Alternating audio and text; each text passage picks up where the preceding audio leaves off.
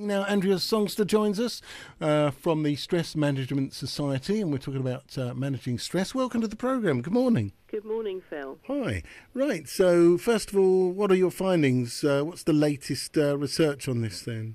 Well, today it is National Stress Awareness Day, and there is an interesting report that's come out today from Nissan Micra L, some research that's been done into our mornings and how we deal with stress in the mornings. And it's interesting, actually, that this is quite a big problem in the morning because we wake up and we already have a deadline. We have a deadline. We've got to be somewhere at a certain time, and that's generally immovable. So it's this morning you had to get to your radio show by a certain time in order to be on air for a certain time, and these deadlines sort of accumulate and add pressure to our day. So it's a particular peak for stress in the day, and in the St Albans area, I can report that your stressful time, your danger zone, is 8:11 in the morning. 8:11, eh? That's right. Yes. Now, is that different in other parts of the country then? Yes, there are lots of different variations around, but then the national average in this research shows that 8:13 is the generally accepted national average of high stress in the morning. So you're suffering a couple of minutes earlier than everybody else. What are we doing at that time? Are we on the way to work, or are we still sort of getting ready to leave the house then? I think generally around that sort of time, that is the climax of a lot of activity. That's sort of at the point generally where people are going to be leaving to go on their journey to work, or they're just getting into that final flight path into that, I have to leave for my journey to work. So it's the pressure is on. It comes to a do or die moment, I think, eventually, where you've got to go now or you're never going to get there.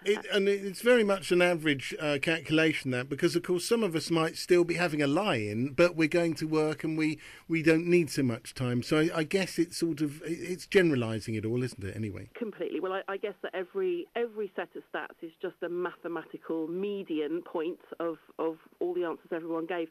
But the interesting thing, I think, that this research does serve to illustrate is that the mornings are a stressful time because we have so much to jam into such a short period of time, and there's an immovable deadline at the end, which means you either pass or you fail. You know what, I reckon the most stressful thing about life when you're relatively young is children, actually. And the stress level went up when my child went to secondary school and we had a longer drive and an earlier time to get her to secondary school. And certainly that must apply to people, I guess. And I also do some teaching, and gosh, that's stressful as well, honestly. Well, interestingly, it's not in this research, but I can tell you that teaching is one of the more stressful professions, that's for sure. But I think you're right, Phil. Parenting has many joys, we all know that, but it is stressful. I have two children myself. I have Daisy, who's 5, and I have Dylan, who is 3. And I scratch my head in wonder every day that it is a complete surprise to them that they have to get up and have their breakfast and get dressed and get out of the house at a certain time to get to school. You'd think by now they would have sussed the routine, but, it seems it's a constant surprise to them every day. So there is that is a particular stress for parents. And in this research, actually, parents do indicate more stress.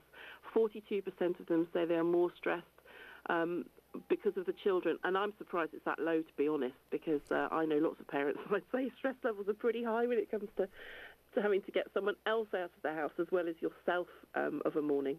Where's the best place, Andrea, to go for more information on this and find out more about the research and maybe find out about keeping our stress levels down?